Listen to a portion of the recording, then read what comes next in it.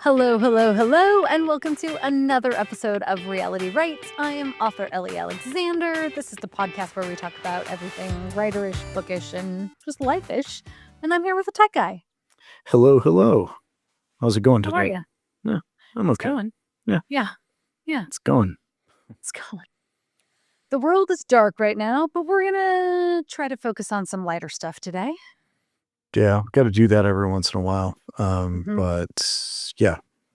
So, what are we talking about today? We're talking about cozy mystery series, and yeah, We're gonna go deep into how you build a lasting series writing in general, and just sort of what it's like to write a long running series versus a shorter series, develop a series. That's a lot of times of saying series, but today's going to be focused on series writing. yeah. Behind the scenes, right? All Exactly. the tips, tricks, the dirty, dark secrets. Yeah. The dirty, dark secrets Yeah. to building murder. But before we get started, I wanted to do a quick shout out for your latest book, just released last week. That's right. A Very Novel Murder, book 1 in the One. what is the name of that series? I'm sorry, I've totally. You have a lot of series. I do. This is the novel detective. The Novel Detectives. That's right. Yes. That's right. Yes. Okay. So book 1 in the Novel Detectives, A Very Novel Murder, released on Tuesday, and it's got some great reviews. I've been impressed. Being the marketing guy, I pull from that content a lot, and people seem to be loving it. So that's gotta feel thoughtful. nice. Yeah. I always appreciate it when readers take the time to share a review too, because it really does help. And those reviews are for other readers. That's what might help a reader discover the series or realize that there is a spinoff. So thank Right. you, darlings, who have taken the time to do that. Right. And yeah, it's just real quick. That is the case, right? That this is a spinoff from the Secret Bookcase Mysteries, which was a series that had the same characters, but things have changed, things have progressed. This is a new series. So Exactly. look for A Very Novel Murder anywhere you buy books. Support your local bookstore. Yes, please. Oh my Yeah. gosh. Yeah. Or And library. And your library. That's right. And hey, for those darlings out there who happen to be patrons over on Ellie's Patreon, be sure to head there after you finish listening to this episode to catch the after party where good things happen. No, wait, are we going to get sued for saying that? Yeah, right. Survivor fans out there will, yeah. Jeff Probst I can feel it. He's texting me right now. Yeah. No, but the after party, we have a lot of fun with that for the patrons over there. So head on over. So let's get into it. Behind the scenes, how a cozy series is built to last and all of that. All of that. I think we should start from the writing perspective. And I'd love to chat first about Bake Shop because the Bake Shop mysteries are going into the 22nd book. It'll be out next month. I know. Wild. And what it's like in terms of writing a series that's going that long. I'm actually 2 books ahead. I'm already working on book 24 because of the publishing schedule for that one. But when I'm reading a series like this, I see these as the ultimate comfort rates. They're a book that I just slip back into with ease as a reader, not my bake shop per se, because I don't believe I can read my own work. But What? series that I have loved. And I think one thing that's really interesting is if I reflect back to my very early reading, and even when my mom was first reading to me, it was almost all series throughout childhood. It'd be like the Little House on the Prairie series, Betsy Tassie Tidd, The Hardy Boys. the Hardy Boys, Nancy Drew. Then obviously going into like Agatha and Sherlock, and I loved Sweet Valley High when I was in high school. So there is something so bingeable and familiar about slipping back into a world that you're already comfortable with. And what's interesting is the same is true for me when I'm writing the Bake Shop mysteries. So it doesn't take the same amount of effort, time, thought, development to start a new bake shop mystery. That's not to say that it's ever easy, because you still have to have the plot and a murder and suspects and all of those sort of things. But I know when I start, immediately to be in Jules' world when we're setting up that first chapter, I know that she's going to be, feeling very lovely and warm about whatever she's gonna be baking, and she's maybe gonna be taking a walk through downtown Ashland, and we're gonna be seeing all our favorite spots, and then she'll be in the bake shop, and Andy will come in for our coffee. Like, I just am in that world immediately. So, it's an escape for me as a writer too, which I hope then, darlings, when you're picking up a series that you're really familiar with, you're like, "Oh, good, okay, I'm back in this world again." Like, I don't wanna say the stakes are low, but the stakes are kinda low on that front, because you're these characters hopefully feel like old friends or family to you. Um, and so there's a real difference then with starting a new series, because there's so much more that goes into initially building out that world and figuring out who these characters are. Yeah, totally. Yeah. Well, the other thing a series has that standalones don't really is like subplots, right? That basically tie books within the series together. Exactly.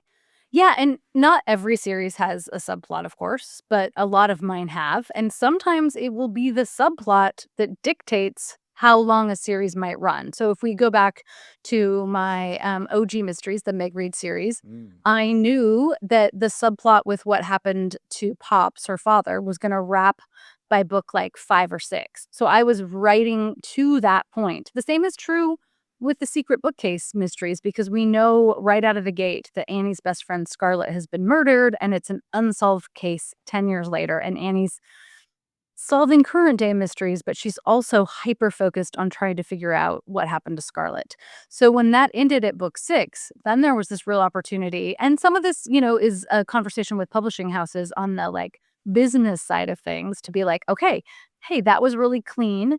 That series is nice at 6 books, but we don't want this world to end. We want to see more of Annie and Fletcher and Hal and all of these characters and Redwood Grove. So what if we now take them and place them into a new series? But really, it's all it's all the same characters. It's the same place. It's just that now they've opened a detective agency within the bookstore, and they're going to get to take on kind of slightly different cases than maybe they would when she was just sort of this amateur sleuth. So, um, yeah, I personally am always drawn to a subplot, any sort of secondary arc. I think you are as well. I mean, we Yeah, definitely definitely. are like our viewing, I get almost more wrapped up in that. But there is also an art with how much you pepper in, how long you drag something like that out. Yeah, that's really interesting because subplots, as a reader, my speaking for myself, I like them, but and this is me, I get nervous when I know that the subplot is getting to the point where it's going to wrap up because I'm worried that the series is going to end because Mm. the subplot is ending, and that worries. What for a series that I love, that worries me. So it's always like it's kind of bittersweet. Like I want it to stretch out, but then at the same time, like you said, as an author, I imagine you have to kind of know when to kind of wrap it up, because you don't want a subplot that goes like 15 books, right? I mean, that might be a bit much. No, and I can think of one particular cozy that I read long before I was writing cozies, where there's a subplot of, like, who the main character, the sleuth, is going to choose for her love interest, and it has gone on for, like, I don't even know, 20 plus books now, and at that point, then, I'm not invested anymore, like, "Come on, in the real world, like, make a decision." Right. Which I understand from a writing perspective, that once you kind of get into that pattern, or maybe the formula of that, it's easy to slip back into too, but, yeah, I'm always very cognizant of trying to think through what it's like on the opposite end. Even if I'm very much immersed in the idea of a subplot, I have to be kind to you darlings and not up Right. who wanna murder me. Well, and I guess that's where being a prolific reader helps be a prolific writer, right? Yeah. Because time passes differently in the fictional world, right? I mean, it does. So if you stretch a subplot out over 6 or 7 books, say, to you as the writer, as the author, you might think, oh, well, it's only been like a year and a half, 2 years within the span of those 6 books. So this is not that long this is realistic for this thing to play out. But from a reader's perspective, that's potentially 1,800 plus pages, where they're like, just wrap it up, make a decision, like make a choice, right? Yeah. So I like, does that ever cross your mind, like time in terms of how that affects subplots? Yeah, I don't think it did initially early on in my career, especially like if we go back and use the Meg example, because I knew what was going to actually, that's not true. I had 2 ideas of what was going to happen with the Pops backstory. And for any darlings who are not familiar with that series, I'm not giving away any spoilers in this episode, but we know early on that Meg's dad is involved in a deadly bike accident in book 1. And so she's trying to figure out what happened to him. Was it an accident, etc. So I had 2 potential paths for where that was gonna go. And that series took, I think books came out every 12 to 18 months with that one initially. So more than 5 years. So readers are also waiting. There's this time issue physically then too, not just how many words, right? But how far apart are the books spaced? Whereas with the secret bookcase mysteries, the way those happen is they come out every 2 to 3 months because I'm writing them ahead of time, and then they're kind of batch, for a Right. better word, like, they're published in a quicker succession. But the other thing I don't think I realized early on was then I would get to this point where there are enough books out there where, let's say, all of the Megs are already there. Well, a reader might read those in, like, a month then because they've all been published. So, like, boom, time is not passing so quickly for them. So it's this really strange, like, balance of trying to make sure you're staying true to the world and the characters. You are making it viable that, like, okay, yes, solving this mystery is gonna take months and it's not gonna happen over a period of a few days. But then also wanting to satisfy darling so you're not ready to just pull your hair out or rip the book into shreds at the end. Right. Yeah, totally. I hadn't considered release schedule, but you're so right because I mean, you know me, I'm a big fan of Martha Wells' Murderbot Diaries, Yeah. that series. And there are several really key subplots to that whole series. But we get 1 book a year, Yeah. about once a year, and that's, like, it's hard, like, I have a hard time like, a lot happens in a year in your life, right? So, I have a hard time picking up the new book and immediately going, "Wait, what what is happening in that particular subplot?" So, I can see where, like, a quicker release schedule would make that more palatable to readers and just easier to track and follow.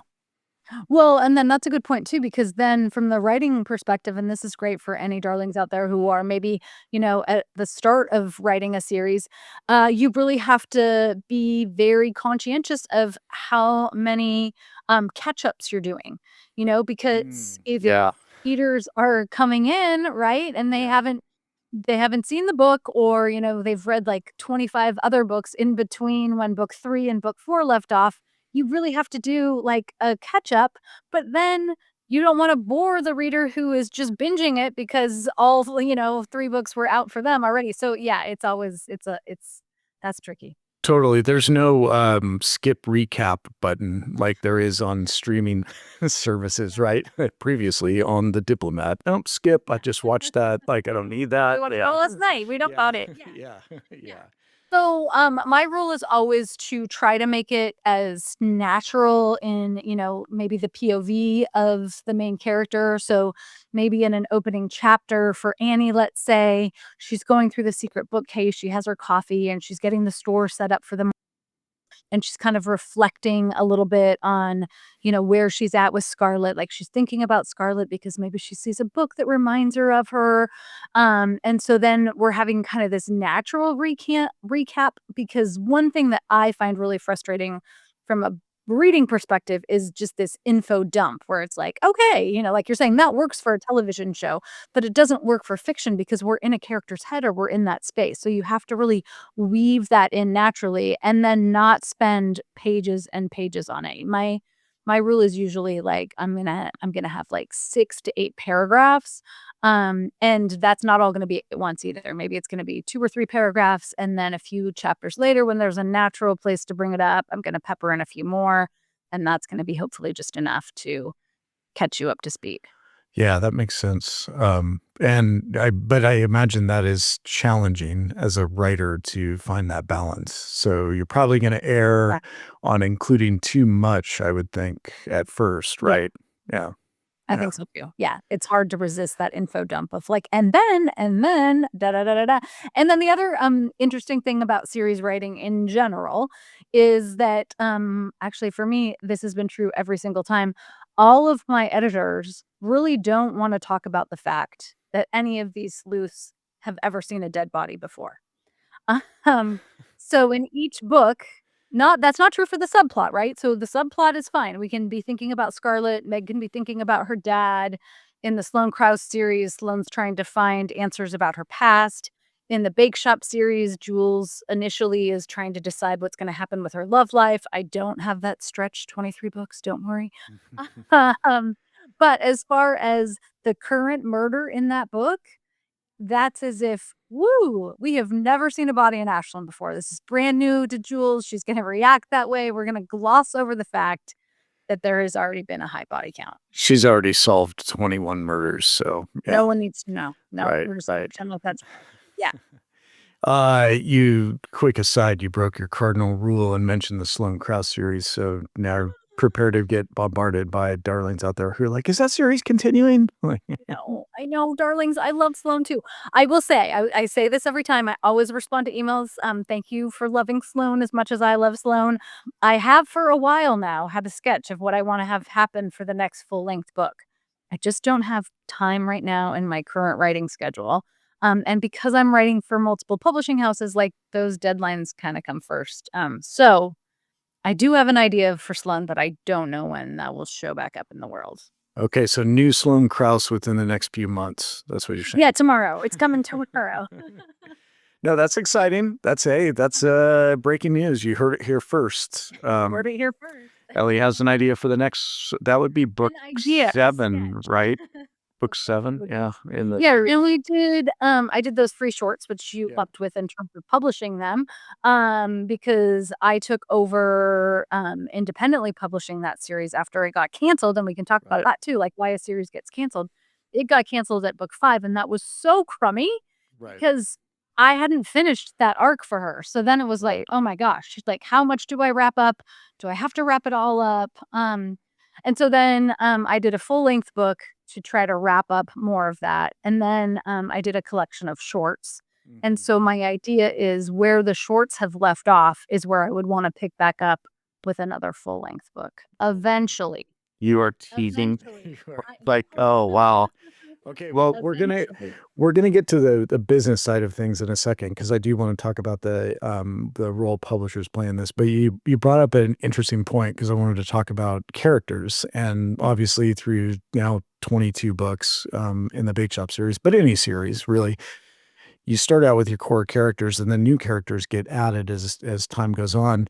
But one of the things that we were talking about made me think how, like, once you've introduced a new character, like how many times do you have to reintroduce them? Because this goes back to the whole like recap thing, right? Like, okay, Tort gets a new baker, and if somebody picks the series up in book like 9, they'll be like, "Who's this guy?" And so how do you do that with recurring versus new characters and their introductions and reintroductions?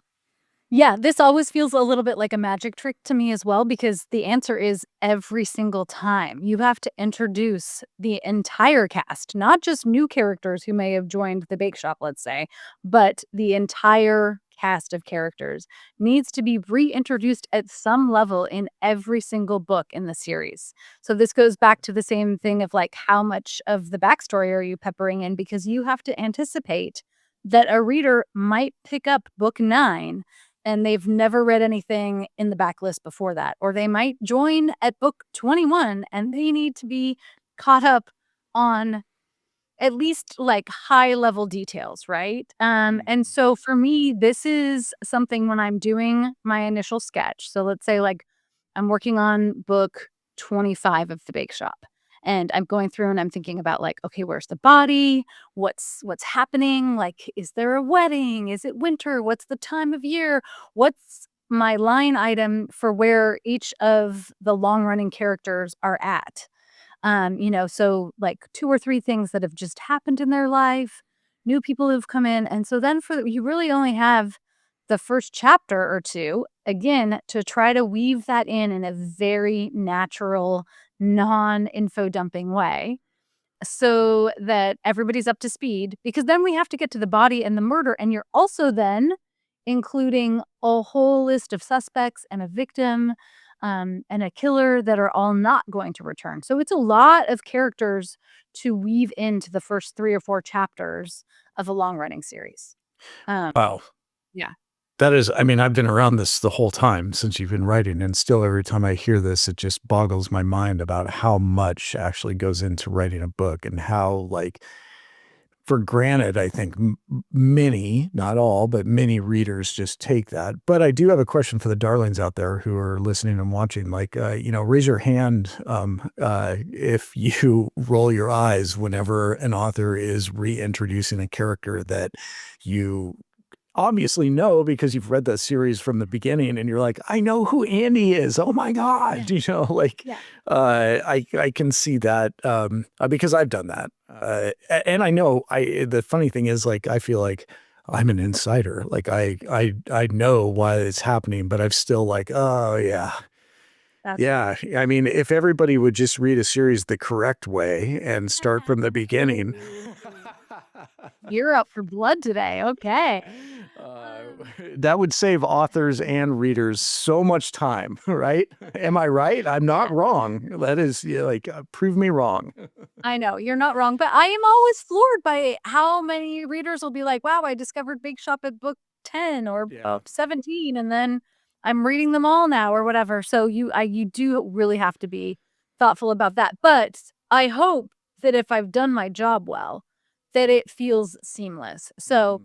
to use the bake shop again, like, if the almost always in the bake shop, so this is like, you're really getting to see how the sausage is made in this one, almost always, if you go back, the opening chapter or so is Jules baking, doing something, like, we are in her head in the moment. Most of the time she's at Tort, if she's off somewhere else actually, she almost always starts at Tort, even if she's going to, let's say, like, Costa Rica for a coffee trip, they're starting at Tort and they're ending at Tort, to bookend it, but also because I know I've gotta make sure the entire cast is gonna show up. So Andy, the lead barista, is gonna come in like I talked about, and there are gonna be, like, maybe 2 sentences where I'm like, "Oh, and Andy, I wouldn't say lead barista every time too. You have to think of clever new ways to introduce a character that gives a new reader enough information, but doesn't drive a longtime reader crazy." Right, but, like, that's challenging, so I guess that's something good for readers and prospective writers out there to understand because, 22 books in, how do you introduce Andy? Like, Yeah. 21 different times, right? Or different Yeah. ways. That's just that's wild. Mhm. Like, And then maybe, like you said, there's new staff because in real life, if the bake shop's been running for it's expanding, decades right? now, Yeah. yeah, it's expanding. Yeah. So then it's like, okay, how much attention am I giving those characters? Because maybe right now they're really gonna just be peripheral characters space, but they've got names, they've got little mini personalities.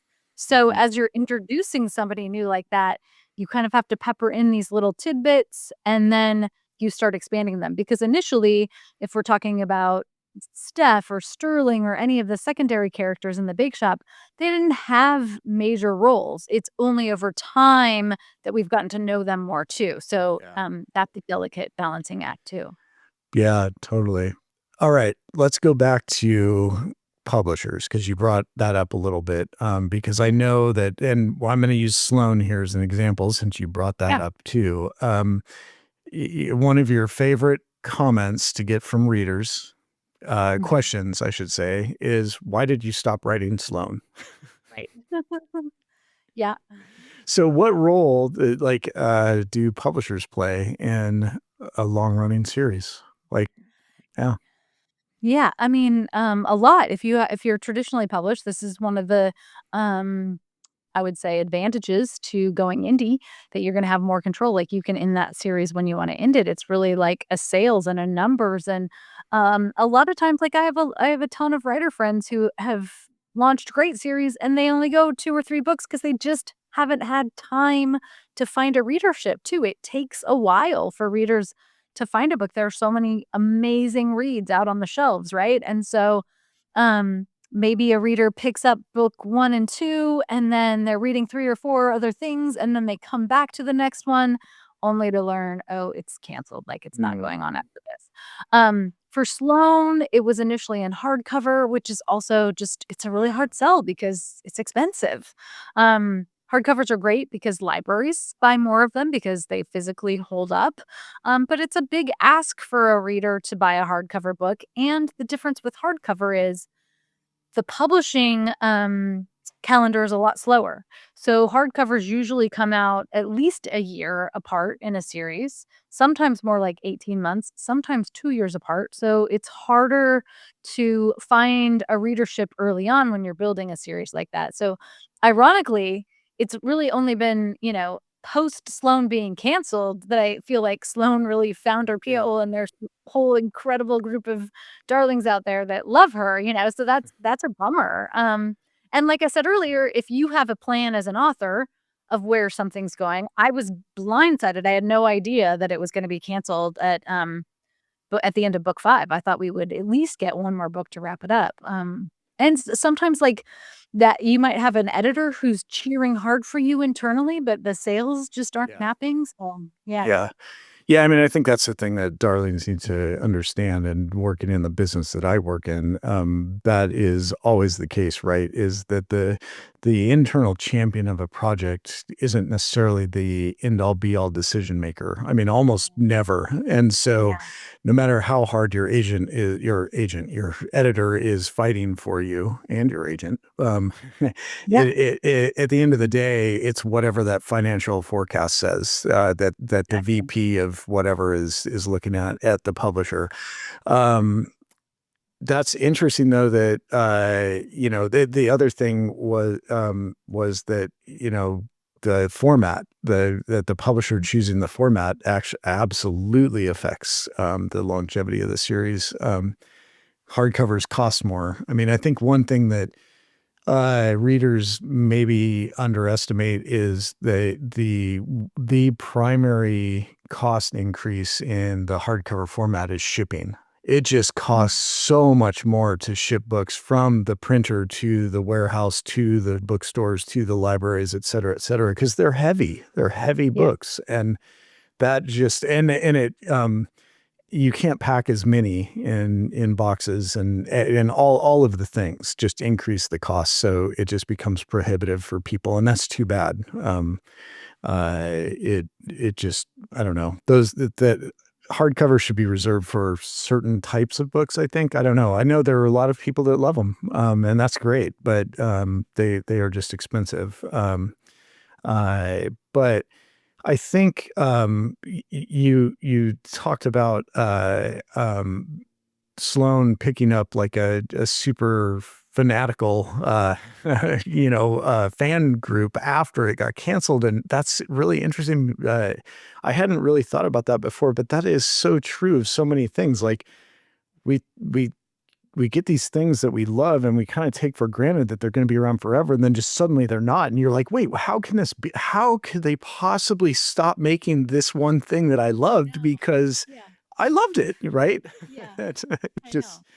yeah, it's just so No, and funny. my editor for that series loved it too, like, we both just, like, cried so it wasn't about, like, not going to bat for the series or Yeah. yeah, I know. Mhm. The beautiful thing now with indie publishing, though, is being able so, that's something for, because I've coached a lot of writers who, have maybe had some initial success. They've gotten, a couple books published traditionally, and then same thing, maybe it's format that it's in, there are 1,000 reasons, right?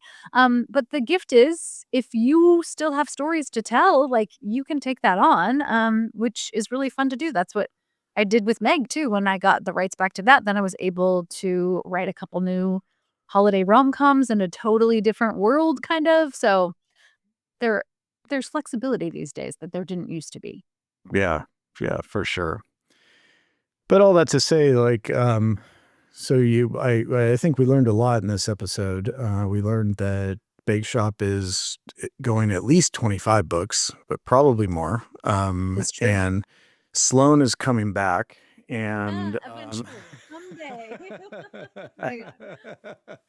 I mean, everybody's going to hold you to that now. So, I mean, it's so great. I love it. But no, so a couple big announcements in this episode. It was very key. I love it.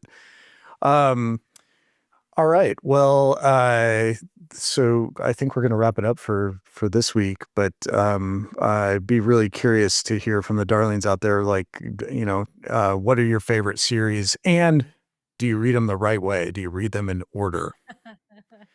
Let us know in the comments. Yeah, yeah. Um, Oh, you'll hear him. I I have hope so. Yeah. no question there. No.